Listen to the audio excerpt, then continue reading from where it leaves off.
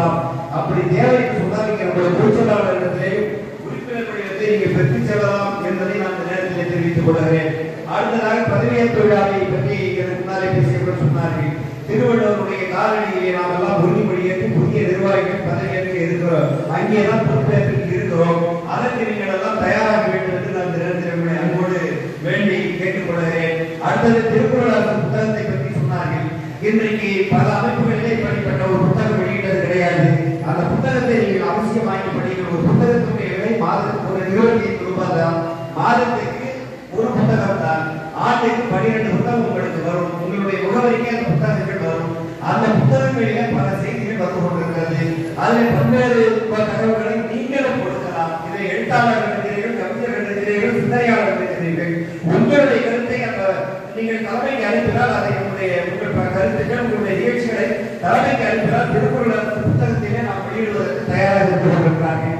அந்த பணியையும் நீங்கள் செய்து கொள்ள வேண்டும்.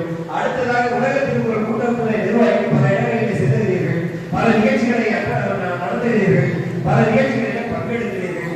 ஆனால் பங்கெடுக்கின்ற போது உங்களுடைய பெயரை மட்டும்தான் அதில் குறிப்பிடுகிறீர்களே தவிர அதில் அவருடைய பெயரை கொண்டு உங்களுடைய திருக்குறள் கூட்டத்தில் உங்களுடைய பொறுப்புகளை அதை போட்டு நீங்கள் பதிவு செய்ய வேண்டும் என்பதை இந்த நேரத்தில் கேட்டுக்கொள்கிறேன்.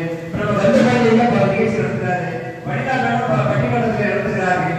ஆனால் நீங்க என்ன பண்றீங்கன்னு சொன்னா முனைவர், பேராசிரியர், பேச்சாளர், அவரு இவரு வனிதா அப்படின்னு போட்டுக்கிறீங்க.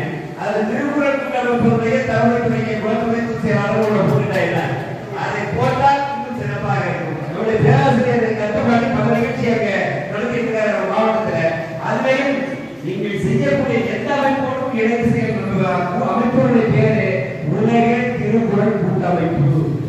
இன்னொரு அமைப்போடு இணைந்து செய்வதுதான் இந்த கூட்டமைப்பு.